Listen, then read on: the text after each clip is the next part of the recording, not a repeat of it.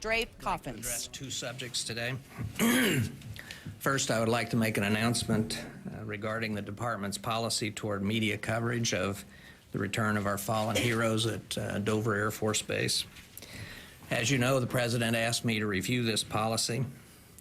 After receiving input from a number of sources, including all the military services and organizations representing military families, I have decided that the decision regarding media coverage of the dignified transfer process at Dover should be made by those most directly affected, on an individual basis by the families of the fallen. We ought not presume to make that decision in their place. I've tasked a working group to quickly come up with a plan to implement this new policy.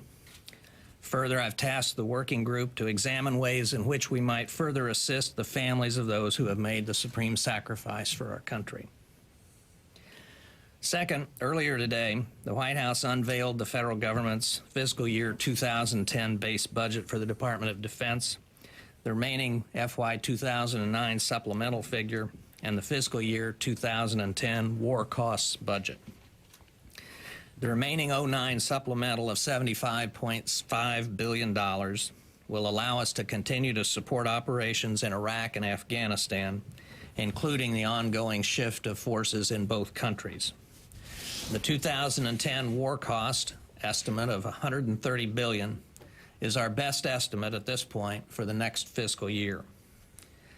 The FY 2010 base budget of almost 500. All right, Secretary Gates, covering two issues there. The first one, the story we brought you at the top of our hour, and that is the fact that he has decided to lift the ban on media coverage of coffins of war victims when they arrive at Dover Air Force Base. As you can remember, our Ed Henry actually asked the President of the United States that question directly, Ed, when he gave his speech at the White House. So I guess in a way you had kind of the inside scoop this was probably going to happen. Let's talk about what this means for us, for families of the fallen, and you know, it should be interesting to see how military personnel responds to this as well. Very sensitive topic indeed, Kira. This was at the President's first primetime news conference in the East Room a few weeks back, and I asked the question because he has been pushing for openness and transparency, promising that. And as you know, there have been critics in recent years who have said that the Bush administration was trying to use that policy of banning the media at Dover Air Force Base when the flag-draped coffins came in from Iraq or Afghanistan as a way to hide the cost of the war, the full cost, not just financial, but the human cost as well. But I can tell you, after I asked the President that question, he said he was reviewing the policy. He was going to have Secretary Gates take a look.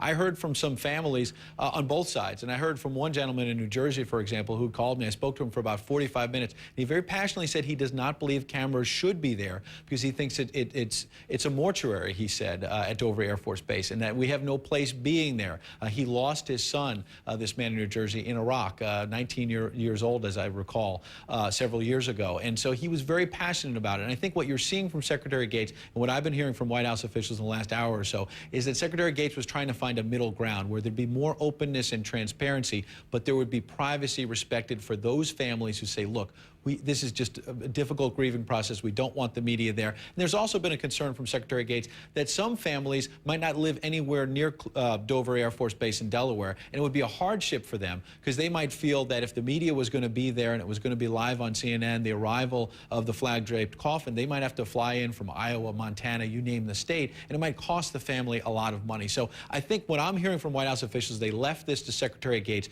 to try to find a middle ground, if you will. This is very similar to what's done at Arlington National Cemetery, where funerals at Arlington National Cemetery, the burials will be open to the media if the families allow it, and that's the key, if the families allow it. Well, and Ed, too, I remember, especially at a lot of the hot times where the war in Iraq was extremely controversial among the American people. And then, of course, we ended up seeing what the polls told us and how America felt about that war. And as President Bush ended his time in the White House, a lot of people were saying we need to see those because it puts in reality the number of men and women who are dying in this war, a war that many Americans said never should have happened in the first place. Certainly, that was was one thing we heard from many critics of former President Bush, that there should have been more openness about this, and that when you keep it closed, critics called it hiding the true cost of the war, then people don't feel the sacrifice in their bones unless their own family is affected. Let's not forget, it's not just about Iraq as well. This president now, moving forward, President Obama has now said he's sending 17,000 more troops to Afghanistan. That's about a 50% increase of our presence on the ground. So this is obviously a big deal, even as the president gets ready, in fact, to make a speech tomorrow in North Carolina about what he's going to do in Iraq and start bringing more troops home. He's sending more troops to Afghanistan. So this is still a big, big issue, obviously, Kira. Another big, big issue with big, big numbers, the budget. And yeah, the smoke has been pouring out of that magic wall as you've been laying everything out for us. Why don't you give us a little 1-2 on what you've been able to find in all the paperwork? I think one of the most important issues for our viewers